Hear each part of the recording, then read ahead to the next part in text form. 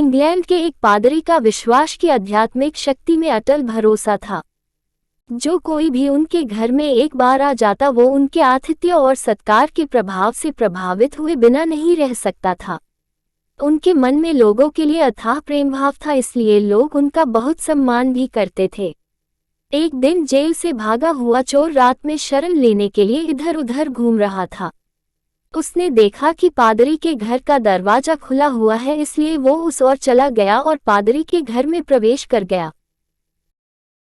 पादरी ने उसे देखते ही उसका अभिवादन किया और उससे कहा, तुम्हारा मेरे इस घर में स्वागत है मेरे भाई, लेकिन तुम ये बताओ तुम कौन हो और यहाँ क्या करने आए हो। इस पर चोर ने सफेद झूठ बोलते हुए कहा, फादर मैं एक मुसाफिर हूँ और रास्ता भटक गया हूँ, सो इधर उधर भटक रहा था और आपके घर का दरवाजा खुला हुआ देखा तो इस ओर चला आया।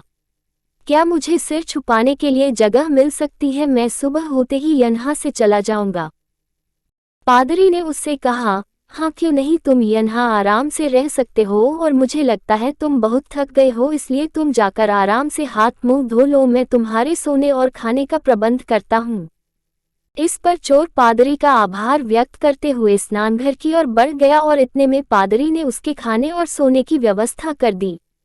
पादरी ने उसका बहुत अच्छे से आतिथ्य सत्कार किया और उसे अच्छा भोजन करवाकर उसके सोने की व्यवस्था कर दी।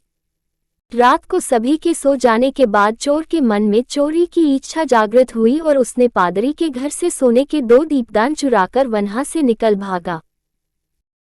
रात में पुलिस उसकी तलाश में ही थी, सो वो पुलिस के हत्थे चढ़ गया तो पूछताछ में उसने बता दिया कि मैंने ये पादरी के घर से चुराए हैं। इस पर उसे पादरी के सामने लाया गया तो पादरी ने पुलिस वालों से कहा, आप कृपया इन्हें छोड़ दीजिए, ये मेरे घर में मेहमान के तौर पर आए थे और मैंने ये दीपदान इन्हें उपहार के तौर पर दिए हैं।